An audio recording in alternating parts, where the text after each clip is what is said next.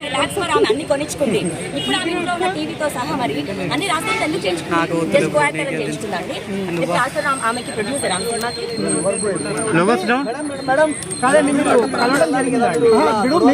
చట్టపరంగానే వెళ్తానండి. చట్టపరంగా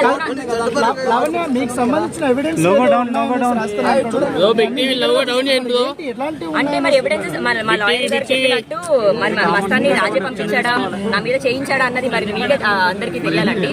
మరి నా మీకు ఏమైనా అనుమానం ఉందా?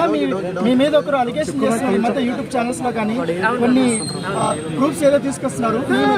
మీ మధ్య జరిగినటువంటి ఆ సంభాషణ ఎవరు లీక్ చేస్తుంటారు ఆ వ్యక్తికి? అవి మస్తాన్ జరిగే డిస్కషన్ అండి. అది రాస్తారు ఎంత ఉన్నాడు ఎంత చేశాడు, నేను ఆ అబ్బాయికి ఎంత ఎఫ్ఐఆర్ కాపీ పంపించాను, ఆ అబ్బాయి ఏ లాయర్ ని మాట్లాడాడు, ఏ లాయర్ చేశాడు అన్నది అన్ని ఇప్పుడు 100% డే వన్ చెప్పాను కదండి. మాస్టర్ ప్లాన్ మీకు అర్థమై ఉంటే దయచేసి నన్ను ఎవరు తిట్టుకోరు. మరి రాస్తారు ఫ్యాన్స్ అందరూ ఫ్రెండ్స్ అందరూ అతన్ని సపోర్ట్ చేయొచ్చు. బట్ నన్ను అలాంటి బూతులు తిట్టడం అన్నది